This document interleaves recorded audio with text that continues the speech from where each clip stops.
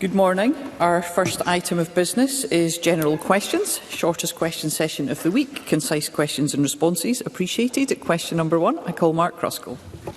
Thank you. To ask the Scottish Government, in light of the NHS Tayside having stopped accepting referrals for children without coexisting mental health disorders in March 2025, what further action it has taken to support children in accessing timely autism spectrum disorder assessments? Minister Tom Arthur. I am aware of NHS Tayside's decision to pause new neurodevelopmental referrals where a child does not have a coexisting mental health condition, but this does not mean support is unavailable. For example, local authorities have a statutory duty to identify and make provision for children and young people with additional support needs, regardless of diagnosis. I also recognise that demand for neurodevelopmental support and assessment has increased significantly. We are working with health boards and local authorities to implement our neurodevelopmental specification, which sets clear expectations for boards and children's services to work together to deliver timely needs-based support in line with GRFEC. Mark Ruskell. Can I thank Tom Arthur for that response? And I know he gets it. I know we've had conversations over the last year. I've brought constituency cases to him, but I'm really distraught that a year on, we've still got families that are stuck with no pathway. I appreciate the schools can do a lot here. I can appreciate the plans that schools can put in place to help neurodiverse young people. But there are some people who just need an assessment. They just need that assessment. And I want to ask the Minister whether we can see an appropriate strategy coming forward from the next government where we can get a guarantee that those that really need an assessment can get it. Minister. Can I thank Mark Ruskell for his question. I really appreciated and valued the meeting we had in this matter and for his ongoing interest and engagement. I recognise that we are contending with a significant increase in demand over recent years, and that does necessitate not just a whole system but a whole society response. Our current systems are designed for 1 to 2% of the population, potentially as much as 20% of the population is requiring support. That does need a needs-based approach. But I do fully understand that in addressing need, assessment and diagnosis can be of vital importance around identity and validation, and specifically in cases with ADHD, for access to medication as well. So I recognise the importance of that. I have been seeking to work constructively with parliamentary colleagues through the 2 summits that have been convened, and I hope that is building momentum, so whoever forms the next administration after the election can build on this work and can also utilise the additional resource that have been provided for by the budget that was recently passed. Michael Mara. The move to separate autism spectrum assessments from mental health services is more than a simple clinical distinction. I understand the motivation for separate pathways that the Minister has been setting out, but I've been working with a young boy who's been on the CAMHS neurodevelopmental waiting list since January 2023. The details of his case are distressing, but there's no diagnosis in sight. Would the Minister recognise that wait is just far too long, and there are really deep consequences for my constituents' well-being that are overwhelming him and his family? Minister. Can I concur with Mr Mara, and I appreciate the points he raises, and I want to be absolutely clear. Those lengths of wait are completely unacceptable, and I made that point directly clear to the Chief Executive of NHS Tayside, as I have with every other health board that I have met. I recognise the point that he makes, and I welcome the recognition of the distinction between mental health services and neurodevelopmental services. That is an important distinction. Well, of course, where there is a co-occurrence, a comorbidity, CAMHS may be the appropriate setting. I want to assure the member that I have had reassurance from NHS Tayside that they are working in this area, as I have had from every health board. The Scottish Government is working with all health boards, including through NATE and the work that they have undertaken as well. But I would want to encourage members as well to engage directly with their health boards on this. I am, and I appreciate the member has, and he's an active engager with NHS Tayside. But I think there's an opportunity, particularly in the next Parliament, to work constructively together to ensure people are receiving the support that they require. Thank you. Question number 2, Liam Kerr. To ask the Scottish Government how it expects NHS Grampian to address a projected deficit of £76 million for 2026 to 27, in light of it having already made £62 million of savings in 2025 to 26 and requiring a further £40 million of budget reductions in 2026-27? Cabinet Secretary Neil Gray. Presiding Officer, the Scottish Government recognises the financial pressures facing NHS Grampian and continues to work closely with the Board to support financial recovery and long-term sustainability. Following the Board's escalation to Stage 4 for finance on the 12th of May 2025, an Assurance Board was established to support the Board's executive team to develop and implement an improvement plan. NHS Grampian's financial grip and control has significantly improved since, with the Board on track to meet its financial targets. As such, the Scottish Government remains confident NHS Grampian will achieve its financial targets in 25-26 and 26-27. Liam Kerr. Well, I thank the Cabinet Secretary for his answer and welcome him back to the Chamber. I'm pleased to see him back. NHS Grampian is staring into the abyss following years of underfunding. In Aberdeen, £14.5 million worth of cuts mean Rosewell House Rehab Centre will close. City care homes will see budgets slashed by £3 million. In Aberdeenshire, £5.7 million of savings include £1 million cut from prescribing and another £1 million in service redesign. Now NHS Grampian chiefs need to cut a further £177 million over the next 5 years. So does the Cabinet Secretary agree that the £300 million shortfall NHS Grampian gets under the NRAC formula is outrageous, and the next government must review it urgently to ensure a fair share for the North East? Cabinet Secretary.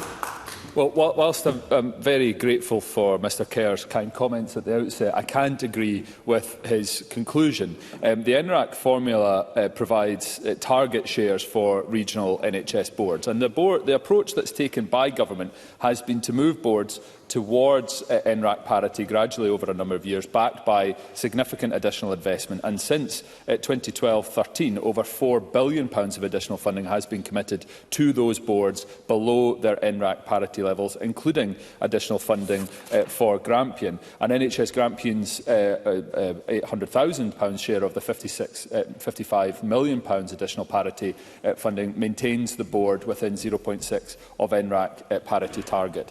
What we are seeing, though, is under new management and the board's assurance process through the Scottish Government, a better grip and control over the finances at NHS Grampian, and we're seeing significant progress. That cannot be to the detriment, I've said this repeatedly to Mr Kerr, to other colleagues, briefly, cannot please, be to the detriment of services that patients receive, and I'm confident that we can achieve that. Question number 3, Douglas Lumsden. To ask the Scottish Government what discussions it has had with NHS boards regarding the 2017 Best Start plan to downgrade the number of Level 3 neonatal intensive care units from 8 to 3. Minister Jenny Minto. Thank you, Presiding Officer. There have been extensive discussions with NHS boards about plans to improve care for the smallest and sickest babies by implementing the new model of neonatal intensive care. Following the announcement of the new model in July 2023, I asked regional chief executives to lead on development of regional implementation plans. Implementation groups were established in each region, including clinicians, partnership and service users. The regional chief executives also established a task and finish group to take forward work to inform implementation, including maternity workforce modelling, financial modelling, capacity planning and management and communication. Douglas Lumsden. Presiding Officer, this Government seeks to centralise care for the sickest and most preterm babies to Glasgow, Edinburgh and Aberdeen. And minutes of meetings uncovered tells us NHS Grampian don't have the cots or the staff. There are serious worries about ambulance cover, which is already a massive issue in the north of Scotland. And one of the First Minister's own staff even said they thought downgrading Ninewells could have a deeply inhumane impact on mums travelling long distances. On its last day, the Petitions Committee advised ministers to stop downgrading Ninewells until outstanding transport capacity and finance questions have been answered. So what is the Government's response to this? Minister. I thank Douglas Lumsden for his follow-up question. I need to be clear that the reason that this decision has been made is through expert advice to ensure that the smallest and sickest babies get the best support and healthcare that they can achieve. With regard to the points that Douglas Lumsden raised, as I indicated in my first answer, the Scottish Government contracted healthcare planning support from RSM UK to undertake the detailed modelling and capacity planning work to inform local implementation plans. Implementation of the new model of neonatal intensive care was tested in practice in 4 boards, Fife and Lothian in the east and Ayrshire and Arran and Glasgow in the west. The Scottish Government has provided over £7.5 million since 2018-19 in support of implementation in the east and west, and we have provided planning funding to the North region, and discussions are currently underway with NHS Grampian in relation to additional funding requirements. Brief supplementary, Claire Adamson. Thank you very much, Presiding Officer. There has been local concern, rightly, about these plans, but can the Minister again reassure my constituents that of the 55 or so neonatal babies cared for each month at Wishaw, 1 or 2 babies are likely to be affected by the change in this planning, and that will ensure that the babies also are co-located with specialist anaesthesia and neonatal surgery, and that is why these decisions have been supported by Bliss, the charity. Minister. I thank Claire Adamson for her follow-up and absolutely agree that the decision is based on strong clinical evidence that the outcomes for those babies, the smallest and sickest, are cared for in a unit with a high throughput of cases and where support services such as surgery are co-located. This model is supported by a range of stakeholders and clinicians, including Bliss, who recognise that this will improve the safety of services for the very sickest and most preterm babies. Question number 4, Sandesh Gulhani. Thank you. To ask the Scottish Government how it would assess its handling of the NHS. Cabinet Secretary. Well, Presiding Officer, what is clear is that our NHS is turning a corner under this government and recovering following the pandemic. Long waits, down for 8 months in a row. Thousands more operations are being delivered. The Golden Jubilee being named on Monday as the UK's largest centre for hips and knees. GP numbers are up. A historic deal worth over £500 million reached with GPs and 30 new walk-in GP centres to be delivered. An increase in the number of doctors, nurses, midwives and consultants. Our mycare.scot service will begin rollout from April, a record level of investment in our health service. And I can say from personal experience as an unexpected secret shopper this week, Presiding Officer, that our staff deliver world-class care to the people that we seek to serve. Sandesh Gulhani. Declaration of interest of practising NHS GP, and it's great to see the Cabinet Secretary back. But he is wrong, because during this parliamentary term, we have seen 3 different health secretaries, record waiting lists, record drug deaths, problems with delayed discharge and a failure to modernise our NHS. And after almost 19 years in government, this is a mess of the SNP's own making. I came into politics because I wanted to stand up for patients, stand up for our selfless doctors, nurses and key workers, because I wanted to strengthen our greatest asset, our NHS. Under this SNP government, our NHS has been recklessly mismanaged, leading to countless scandals that have caused unimaginable suffering amongst patients and fear amongst staff, where patients have sat on 2-year waiting lists. With this evidence in mind, how does the Scottish Government think Scots would assess their performance on health and social care in this parliamentary term, given the public stuck on waiting lists would score it as 0? Cabinet Secretary. Well, Presiding Officer, I would say that the polls are suggesting that this party is the most trusted in this Parliament to be the custodian of our most cherished public asset, that is our National Health Service. And perhaps that is because of the progress that we are making, that I think we share, Sandesh Gulhani and I, in wanting to see a continued recovery of our health service. And I repeat, long waits in our health service are now down for 8 months in a row. Operations and procedures are up and are reaching record levels. That is because of the investment that we are making a record investment that Sanders Gulhani voted against, and because of the incredible commitment of our hard-working NHS staff that continue to deliver for the people of Scotland. Question number 5, Jeremy Balfour. Thank you, Presiding Officer. To ask the Scottish Government whether it considers current levels of pupil support assistant staffing in schools to be adequate to support pupils with additional support for learning, and what steps it takes to increase support where shortages exist. Cabinet Secretary Jenny Gilruth. All children and young people should get the support that they need to reach their full potential. The latest figures show that there are 17,046 full-time equivalent pupil support assistants in Scotland. This is the second highest level on record and an increase of nearly 1,800 since 2020. This is as a direct result of our continued investment of £50 million to local authorities every year, and is supporting furthermore more pupil assistance on record. Importantly, all teachers are responsible for supporting pupils with additional support needs, not just those teachers whose role is specifically related to additional support for learning. Jeremy Balfour. Can I thank the Cabinet Secretary for her answer, but Cabinet Secretary, the number of pupils identified with additional support needs has risen by around 97% since 2013, with around 43% of pupils now recorded as having an ASN, yet support provision has not kept pace.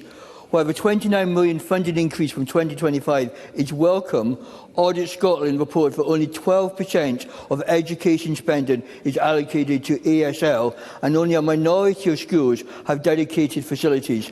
Given the gap between demand and provision, what specific action will this government take to increase pupil support assistant staffing and ensure that funding delivers tangible improvements for pupils in every classroom? Cabinet Secretary. I think Mr Balfour raises a hugely important point. He's absolutely correct to say that additional support needs within our schools have grown in recent years. In part, that's been driven by greater identification, but also by increasing complexity in terms of the support needs that are emerging in our schools. The Government is taking a range of different actions. He will be aware of the statement I gave to the Chamber in January, where I provided Parliament with an update on the work the Government has been leading through the Additional Support for Learning Action Plan, which was informed by the Morgan Review. But more broadly, his former party actually contributed to a cross-party review of ASN, which published last week and was led by Janie McManus, the former Chief Inspector.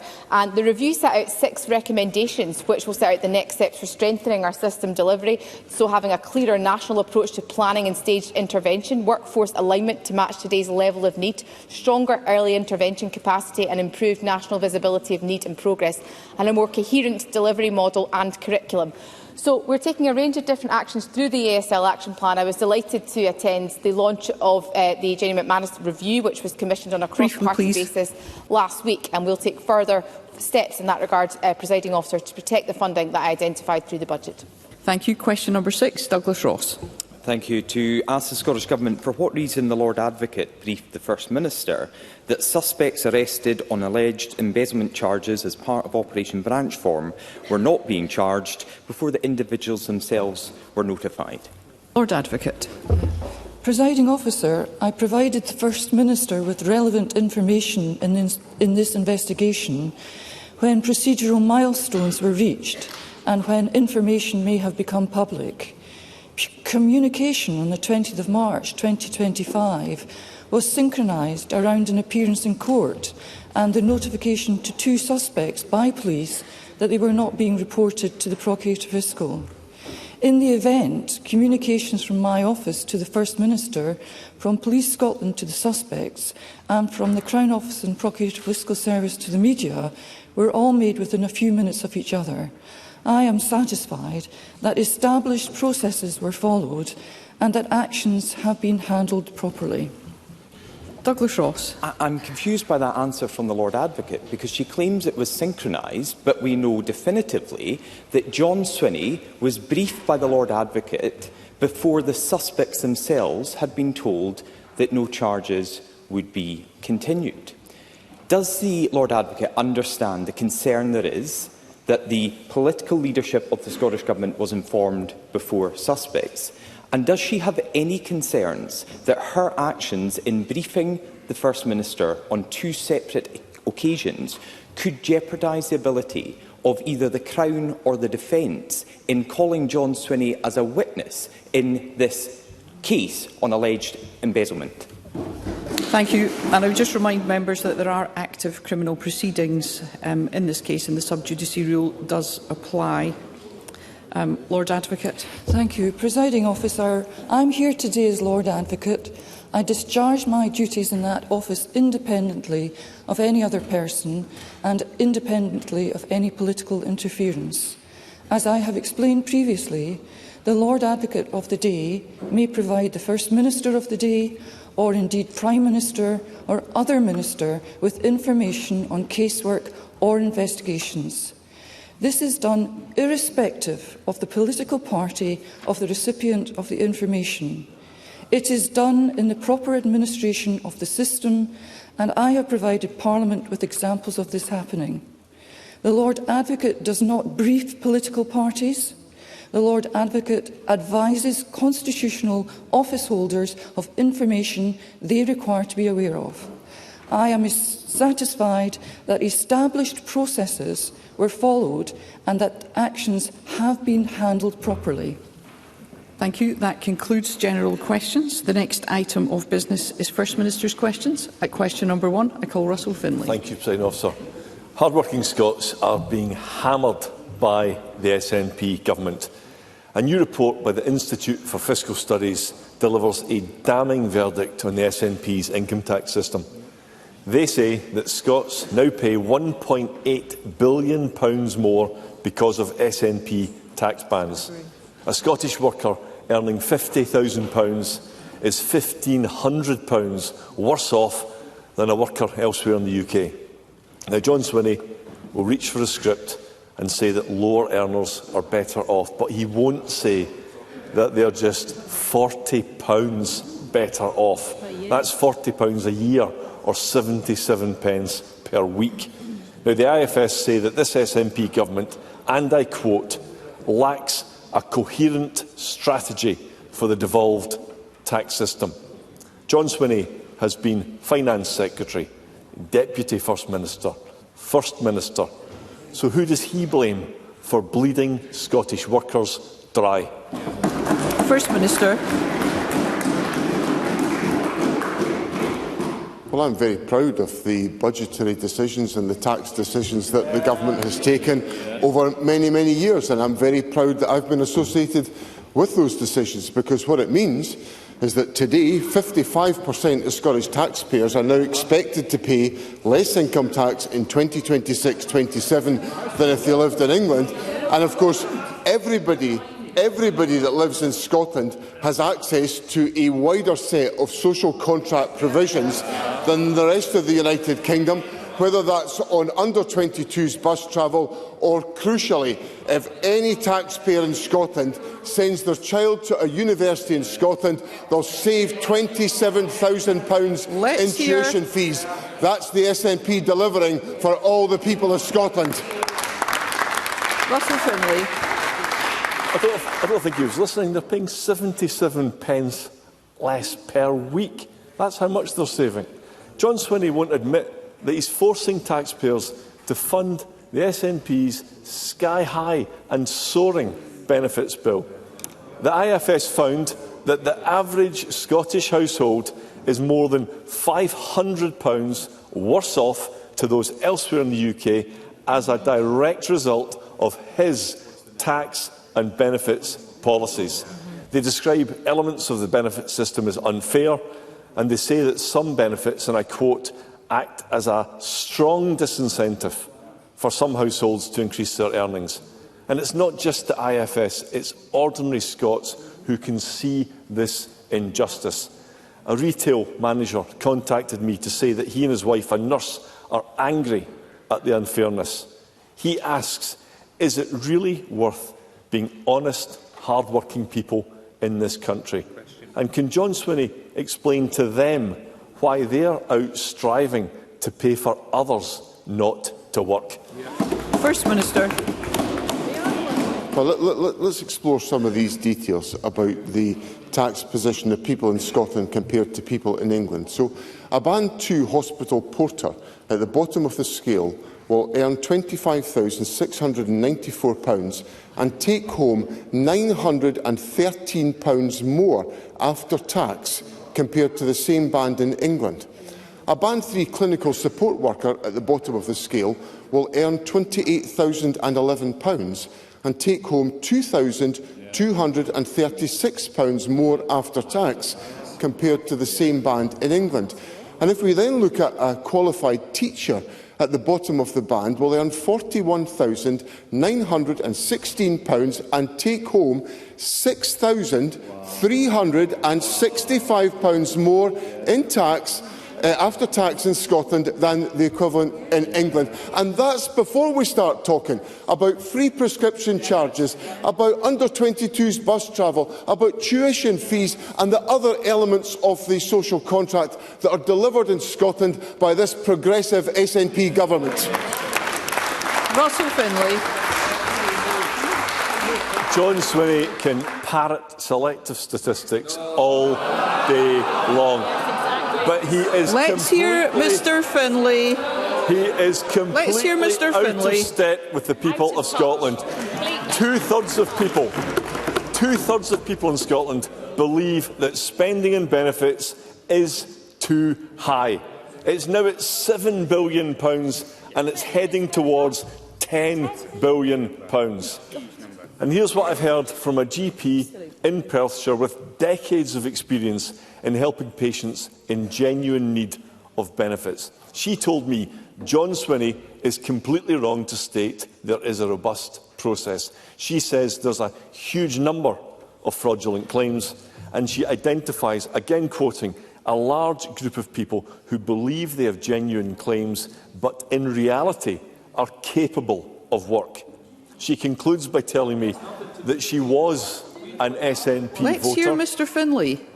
But, and I quote, will not be voting for the party at the forthcoming election for a number of reasons, not least their inability to control the escalating number of benefits claims. Why can John Swinney not see what everyone else can see? Yeah. His light-touch benefits system is completely out of control. First Minister. Presiding Officer, there's absolutely nothing selective about the statistics that I've put on the record, so I'll put a few more on the record. A Band 4 dental nurse at the bottom of the scale will earn £30,353 and take home £2,065 more after tax compared to the same band in England. A Band 6 nurse at the bottom of the scale will earn £41,608 and take home £1,994 more after tax compared to the same band in England. So that just demolishes the rubbish that's been put in front of me by Mr Finlay. And when it comes to social security, it's really quite obvious to people in Scotland today that the only card that Mr Finlay is prepared to play is the card to attack the most vulnerable in our society. Thank you. I want to make it clear that I lead a government that is committed to delivering growth in our economy and fairness to the people of our country. Let's Enterprise and compassion. That's what people get from an SNP government led by John Swinney. Russell Finlay, let's hear one another. Here's an idea for John Swinney. How about trying to answer the questions that are put to him? The Scottish Benefits Agency, created by the SNP, has also published some shocking new data this week. They've revealed that almost 500,000 people, that's 500,000 Scots, now receive ADP. And the numbers claiming it have gone up almost 15% since last year. And Social Security Scotland predicts there will be 750,000 Scots getting ADP by 2030. And of course, many of these are completely valid, but we cannot ignore credible and sustained warnings of fraud and abuse. Does John Swinney agree with this alarming projection? And do these soaring numbers give him any cause for concern? First Minister. Presiding Officer, Russell Finlay changed tack in that question, because his earlier attack on the social security system was rumbled by me in my comments to Parliament today. Let's hear one another. And Russell Finlay... Sorry, First Minister. I'm really keen to enable as many members as possible to put questions today. We do have a long list. Let's hear one another. First Minister. So, Presiding Officer, Russell Finlay changed tack because he walked away from his attack on the social security system when I pointed out the unpleasantness of the Conservatives' attack on the vulnerable in our social security system. And the analysis that I'm very confident about, Presiding Officer, is the analysis of the international credit rating agencies. Well,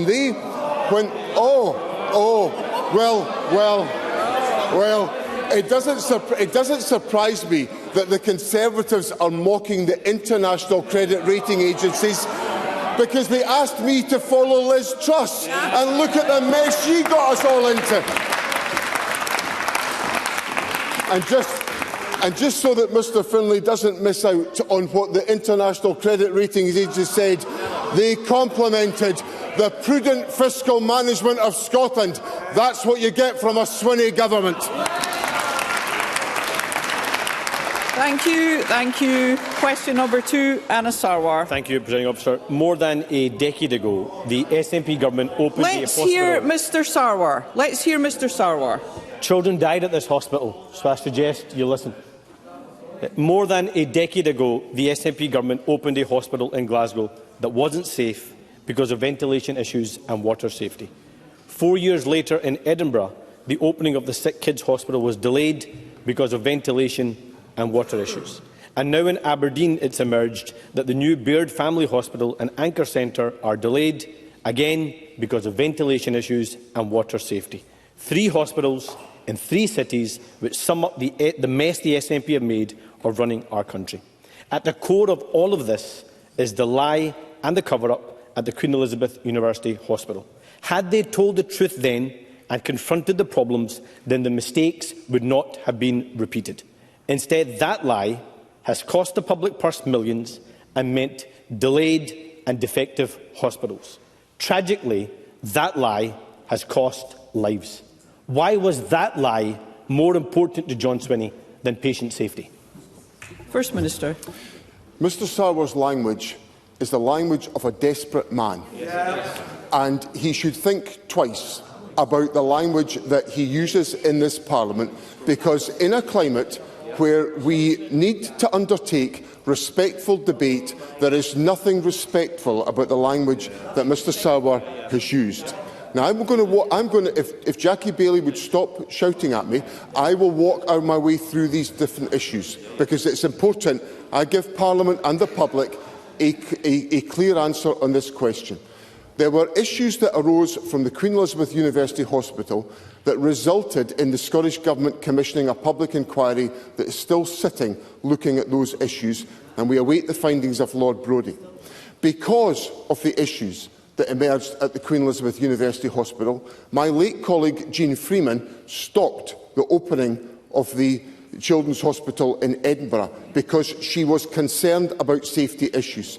So there was no cover-up, there was no ignoring the reality. Jean Freeman took a decision not to open the Children's Hospital in Edinburgh for the very reasons of responding to the issues about the Queen Elizabeth University Hospital. And as I explained to Mr Burnett last week, the Baird and Anchor in Aberdeen are delayed because of that same cautionary approach taken in Edinburgh is being taken in the Baird and Anchor.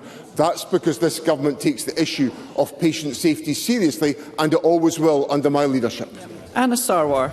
I suggest John Swinney look Kimberly Darrick in the eye and make those same comments, because she was lied to.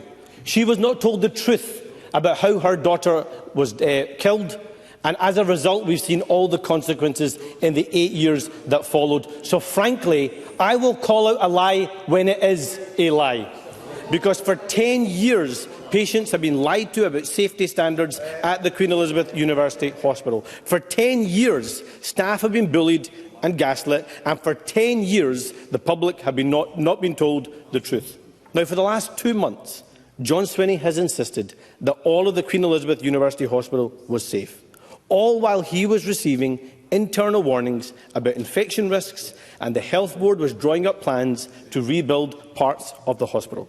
The bone marrow transplant ward needs to be replaced. That proves that for 10 years, patients have been lied to about safety standards at the hospital. So again I ask, why was the lie more important to John Swinney than patient safety? First Minister.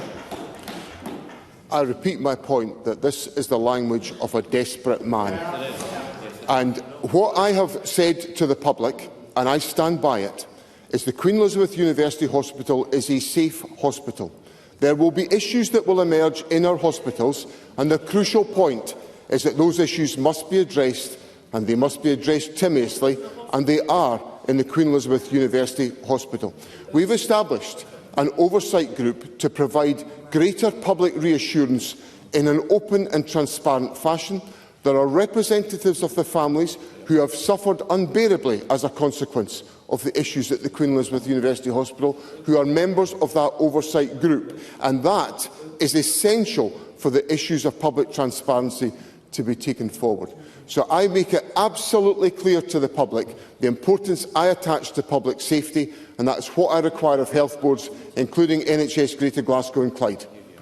Anna Sarwar. Presiding Officer, the families are desperate for truth and justice, and they're the ones that John Swinney is forgetting. The Queen Elizabeth University Hospital scandal is the worst in the history of this Parliament. Children and adults have died. Others have been left with life-changing injuries. Grieving families have been lied to. Staff have been bullied and threatened, and the Scottish people have been consistently misled. The cover-up meant that lessons were not learnt, and these mistakes were repeated in Edinburgh and Aberdeen. I have spent more than 8 years with these families and doctors, listening to their stories, hearing their pain and trying to get them justice. Over that time, John Swinney and his SNP government have sided with management and denied the problems. So I make a firm commitment today. I will publish all validation documents in relation to the Queen Elizabeth University Hospital, do any repair work and build any new wards, including, if necessary, these cancer wards. Will he make that same commitment right now? First Minister.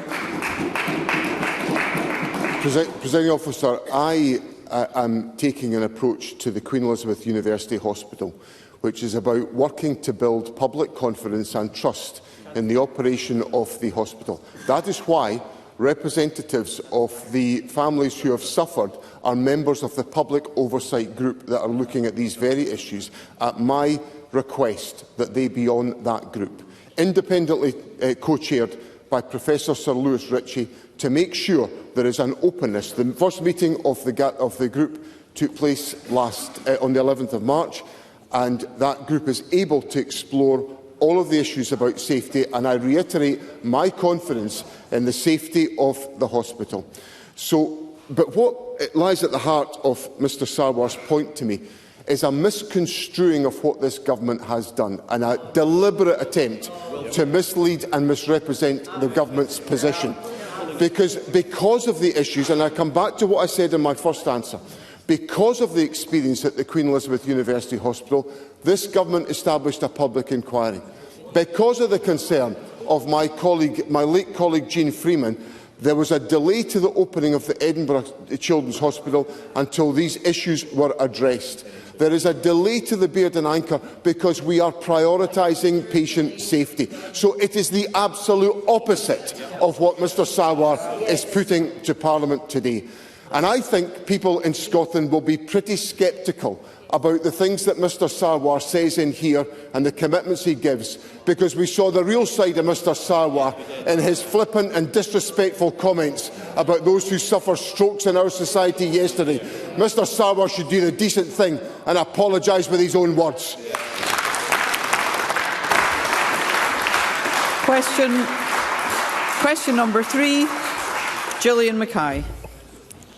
Since the Scottish Greens last raised the issue of Prestwick Airport in this chamber, investigations by the BBC, the Sunday Mail and the National have confirmed that the airport has been used by US military refuelling jets. These jets have gone on to fly missions in the US-Israeli bombing campaign against Iran. Military experts say it's now concrete proof of our complicity in a war which has now killed over 1,300 people in Iran, including more than 200 children. The First Minister previously said he would consider banning US forces from the airport if it was confirmed it was being used to support military action in the Middle East. What more does the First Minister need? Does he accept that Prestwick is being used to directly support the Israeli and US bombing campaign in Iran? First Minister. Presiding Officer, this is an issue that I have looked at very closely, and it is around a subject which is causing members of the public enormous concern and unease around the conflict in the Middle East, which has enormous ramifications for every citizen in our country in relation to energy prices, the cost of living, mortgage prices, the value of pension investments, because there is going to be real, serious and acute economic impact as a consequence of the unjust and unjustified conflict that is taking place in the Middle East. And I am deeply concerned about the situation that we face, given the escalation of events in the course of the last few days, of enormous environmental, economic and geopolitical implications for all of us. So, as a consequence of that concern, I have looked very closely at the situation in relation to Prestwick Airport. And the Scottish Government acquired Prestwick Airport on the basis of an intervention that was within our powers to exercise in relation to economic development and employment. If I was to prevent flights from entering Scotland by the appropriate steps that would be necessary, I would need to exercise national security, aviation, air transport, defence and foreign affairs powers. These are all reserved to the United Kingdom Government. So I would like to be able to exercise powers in this respect, but I would be exceeding my constitutional authority if I did.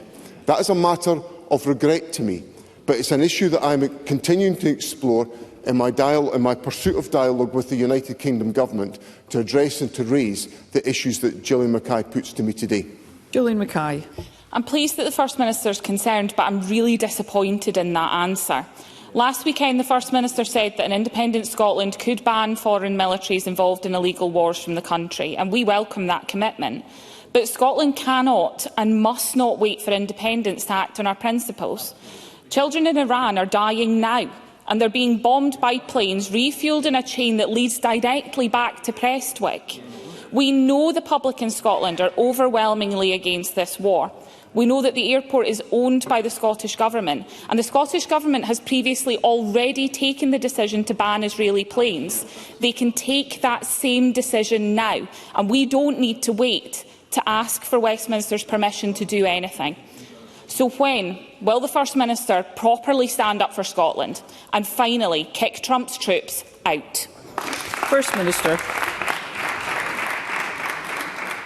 Presiding Officer, I sympathise and agree with all of the sentiments about the conflict in the Middle East that Gillian Mackay has put to me. But I cannot at the same time condemn the Israeli and United States intervention in the Middle East as being incompatible with international law, and then not follow the legal framework in which I have to operate as First Minister within the Scottish Parliament, operating under the Scotland Act. And the issues in relation to the question Gillian Mackay puts to me would undoubtedly have me exercising powers in relation to national security, aviation, air transport, defence and foreign affairs, all of which are reserved to the United Kingdom Government. So, as First Minister of Scotland, I will always act within the law. It may be frustrating for me at times, and I assure Gillian Mackay in Parliament it is immensely frustrating for me at this particular moment. But it is a vivid reminder to me of what is absolutely necessary for our country as we look to the future. It is to be a voice to argue for the de-escalation of conflicts in the Middle East, to argue for peace, to avoid conflict, and to do that we have to be an independent country, and that's what I intend to deliver for the people of Scotland. Thank you. Question number 4, Stuart McMillan. Thank you, Presiding Officer. To ask the First Minister, following the Union Street fire in Glasgow, what discussions the Scottish Government has had with Network Rail regarding the organisation having a greater say over what types of businesses can be located in close vicinity to key transport hubs such as Glasgow Central. Minister. Presiding Officer, the first thing I would like to say is to express my warmest thanks to Network Rail, ScotRail, all of the players involved, Glasgow City Council, in making sure that Glasgow Central Station is now partially open and services have been able to be restored for much of Ayrshire and Lanarkshire and the cross-border services to London. So I'm really grateful to everyone for the superhuman effort that's been put in, and the Transport Secretary, Fiona Hislop, was visiting Central Station this morning to thank people on the Government's behalf. After such a devastating event, Stuart McMillan is right to raise this issue of significant concern to many people. There are ongoing discussions between Glasgow City Council and the Government in the wake of the fire. Network Rail is a statutory consultee, and planning authorities must notify it for certain developments in close proximity to a railway line. By law, all planning applications, including near railways, must also be publicised so that parties have an opportunity to comment on proposed developments. Stuart McMillan. Thank the First Minister for that reply, and I echo his comments regarding the work over the last week. Now, the tragic events that we have all watched unfold serves a stark reminder of the need to protect Scotland's historic buildings, but also how fragile our public transport network actually can be in some areas. And for my constituents and also those in the west of Scotland, getting to Glasgow and beyond has been extremely challenging. An event was at yesterday. One individual from Johnson indicated it took them over 2 hours to get into Glasgow within the last week. So whilst I do genuinely welcome all the efforts that have taken place, particularly if the service is running up as far as Paisley and with the bus services, but there has been a huge amount of congestion on the M8 as a consequence. So I do believe that we should be considering allowing transport agencies to have a greater say, notwithstanding what the First Minister said, but having a greater say over activities that occur nearby their key assets. And does the First Minister agree that this could be one way of actually helping to build a greater resilience into Scotland's public transport? First Minister. I think Mr McMillan makes a fair point, and I'm going to consider that further to determine whether we need to change our planning laws to do exactly that. I think the aerial photography that we can now see demonstrates just the danger and the risk to Glasgow Central Station as a consequence of the fire in Union Corner. And had the station been affected by the fire, then the consequences for the resilience of our transport network would be colossal. So Mr McMillan is absolutely right to raise this issue because of the significance of that infrastructure. So I think also the aerial photography demonstrates just how effective, how completely focused the Scottish Fire and Rescue Service were in all that they did, and I'm glad that our Fire and Rescue Service were so effective in all that they did, and I'm delighted to applaud their efforts. But I'll take away Mr McMillan's point and reflect on what more we can do within our planning legislation to ensure the resilience of the network. Question number 5, Edward Mountain. Thank you, Presiding Officer. To ask the First Minister what plans the Scottish Government has to regulate deposit fees in care homes. First Minister. Presiding Officer, deposit fees form part of the private contract between the provider and the individual. The Scottish Government is not party to these contracts.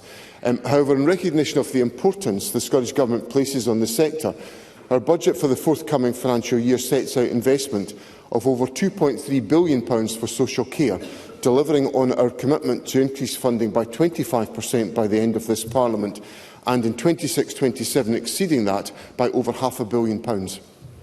Edward Mountain. And I thank the First Minister for that response. Many care homes, First Ministers, don't charge deposits, but where they do, it can be up to 3 months of costs.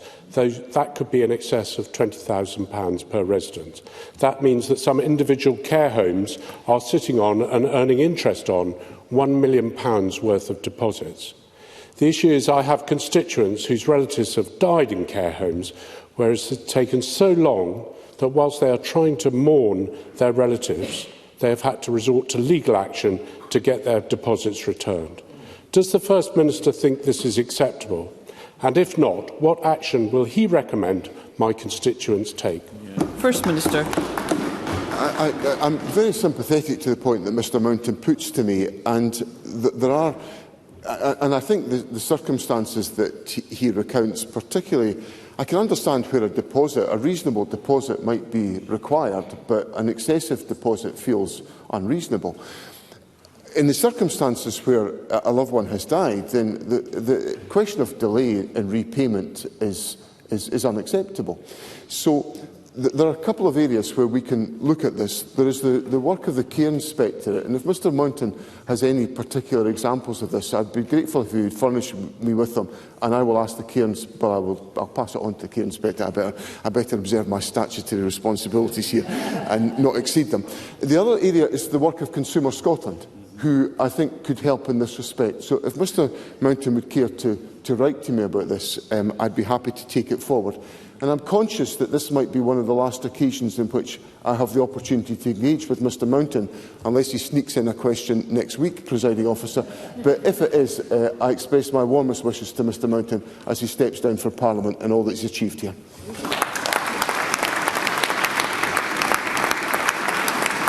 Emma Harper. Thank you, Presiding Officer.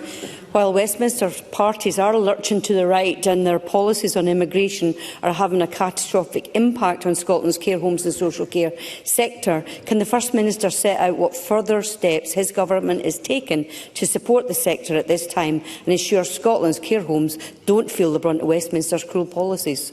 I think this is quite wide of the substantive question. I think, given that, I'll move on and call Katie Clark at question number 6.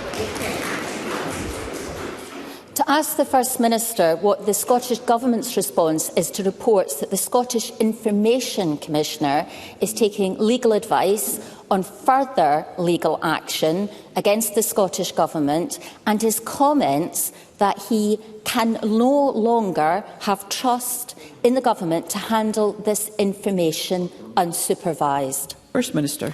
President Officer, the Scottish Government has answered over 13,000 Freedom of Information requests since the start of 2024, with 95% responded to on time.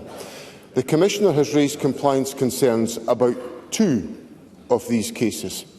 One relates to a delay in compliance of just over 4 weeks due to the need to adhere to court orders and the scale and complexity of material involved.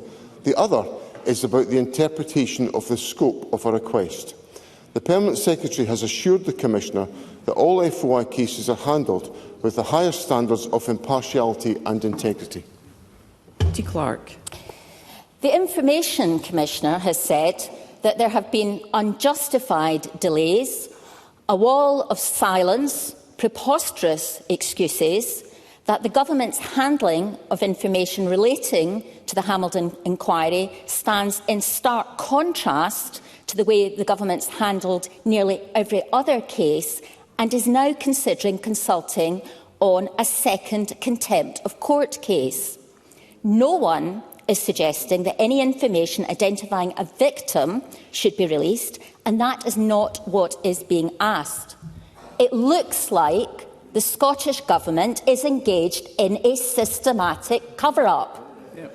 Will the First Minister today commit to providing the information required by law, and that he is not considering using his First Minister's veto, which has never been used since freedom of information was introduced? First Minister. President Officer, I think we need to be clear about what we're talking about, that we're talking about 2 distinct issues. As I understand it, the Commissioner's comments on further legal action relate to legal advice and not to material we hold on the Hamilton report. The Commissioner is wholly independent of Government. His budget is rightly set by Parliament, not the Government. He comes to his own views and applies to his own judgment. It's for the Commissioner to explain his comments. But just 3 weeks ago, on the 25th of February, on BBC Radio Scotland, the Commissioner said, "I think the Scottish Government in general is actually very good when it comes to freedom of information." And of course, we've published thousands of pages of material on the Hamilton inquiry. That has not been simple or straightforward. It required us to navigate complex legal issues. What we will not do, what I will never do, is knowingly release information that could compromise the anonymity of women in cases of alleged sexual assault. That would be utterly wrong, and I will not do it. Murdo Fraser. Thank you, Presiding Officer. The problem with the First Minister's defence is that it ignores the fact that David Hamilton, the Information Commissioner, has spent his entire career in the criminal justice system and understands these issues probably better than anybody else in this chamber. And his criticism of the government is that the excuses they've given are, in his words, preposterous and unacceptable. So surely we should be listening to him. The government should be complying with his reasonable requests. Otherwise, it's giving the impression this is a government that is addicted to secrecy. First Minister. The innuendo of Mr Fraser's remarks are not lost on me, but I just quote the Commissioner again. I think the Scottish Government in general is actually very good when it comes to freedom of information. And we've, as I said in my first answer to Katie Clark, 13,000 FOI requests since the start of 2024, with 95% of them responded to on time, with thousands and thousands and thousands of pages issued in relation to the Hamilton inquiry. So I reiterate what I've said to Katie Clark. I am not going to do anything knowingly that gets me into the area of compromising the anonymity of women in cases of alleged sexual assault. There are court orders that have to be followed here, and this First Minister is going to follow those court orders. Thank you. Move to constituency and general supplementaries. I call Kenneth Gibson. Thank you, Presiding Officer. The Cabinet Secretary for Transport outlined the Scottish Government's very welcome commitment to a two-vessel service for Arran while Ardrossan Harbour is being redeveloped. But for most of this week, Arran has had a zero-vessel service, with both the MV Glensannox and MV Caledonian Isles breaking down and the MV Alfred away for maintenance, leaving the island with no connection to Ayrshire for days. No other island community is bearing disruption on this scale. Businesses are losing income, medical appointments are being missed and essential supplies are at risk, and islanders constantly fear the next breakdown. What action will the First Minister take to restore reliability to Arran's ferry services before the consequences become even more serious? First Minister. President Officer, I'm glad to hear Mr Gibson's welcome of the Government's acquisition of Ardrossan Harbour, which is a commitment that the Government gave to Parliament, another commitment delivered by my Government, and which enables us to take forward the securing of the Ardrossan to Brodick connection for servicing of Arran.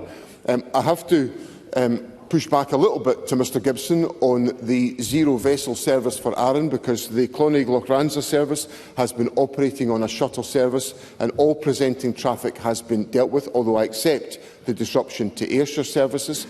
The MV Caledonian Isles is now back in service, and I checked on the Marine Traffic app before I came down to Parliament this afternoon that it is operating just now, and it is.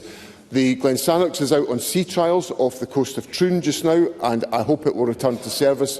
But CalMac have made clear that the new ferry from that's coming from that's come to us from the yard, the Chemney Yard, the MV Isle of Islay, is on standby should it need to be deployed to the Isle of Arran route, but in advance of its introduction to service for the Islay route when the summer timetable comes in on the 27th of March.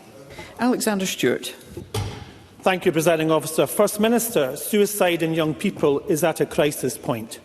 The Breaking the Silence project, which has been piloted in schools in my region on suicide prevention, is a step in the right direction. Therefore, what is the Scottish Government doing to ensure that this project's training, which is literally saving lives, is rolled out in schools across the whole of Scotland? First Minister.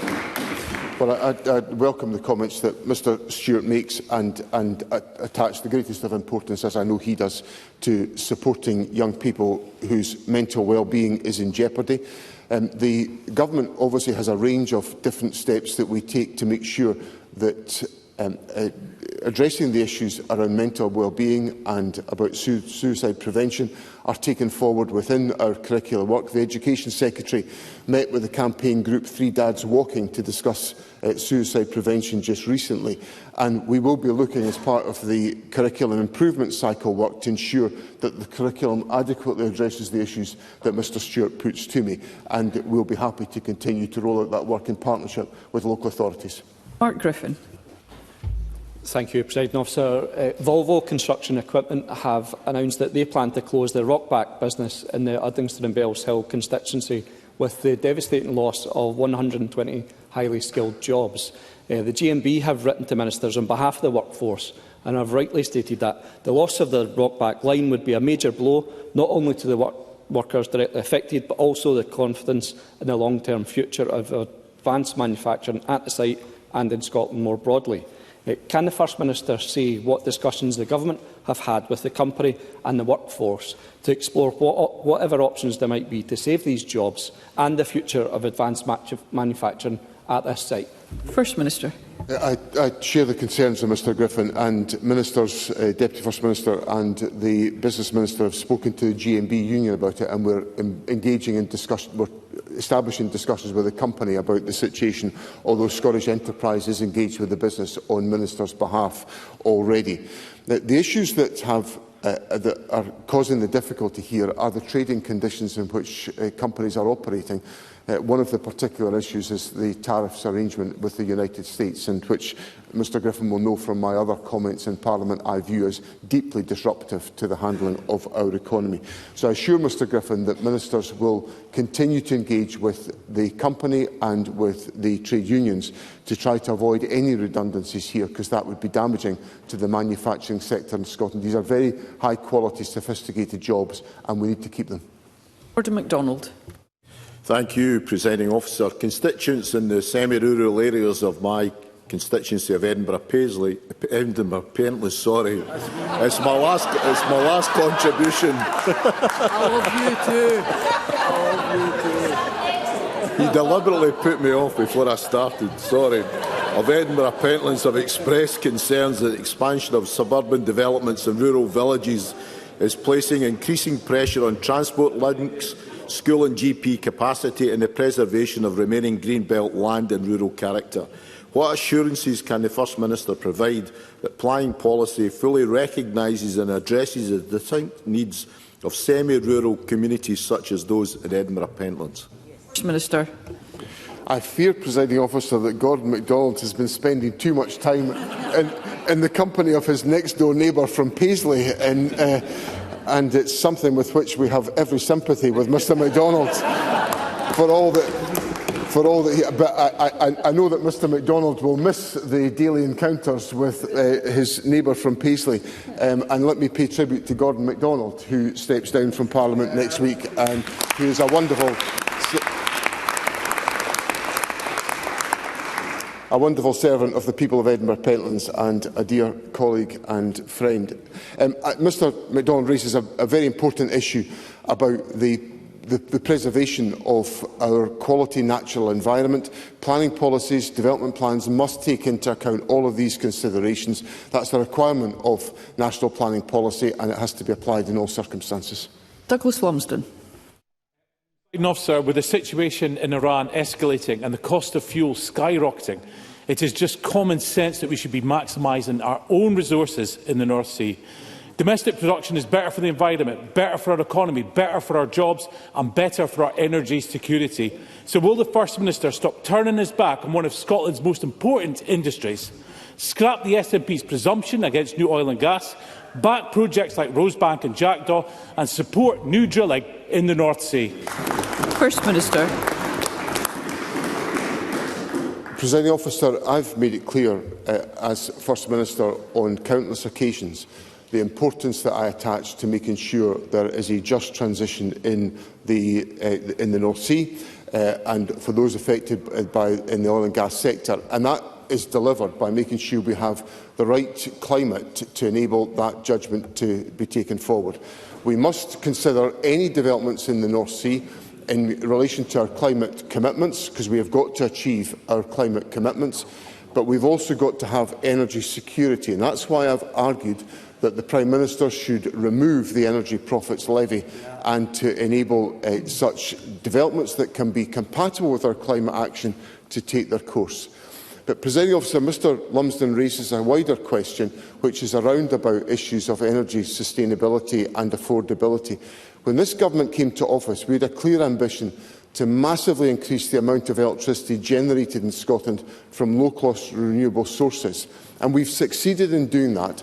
As a result, right now, people in Scotland should not be fearing soaring electricity bills as a result of soaring gas prices. Decisions by the SNP government have put Scotland in a position where electricity bills for Scottish households and for Scottish businesses should be lower, but decisions taken at Westminster prevent that. The answer is clear. Scotland's energy wealth should right now be protecting people here in Scotland. Scotland's energy wealth should be in Scotland's hands, and that only comes by voting SNP on the 7th of May.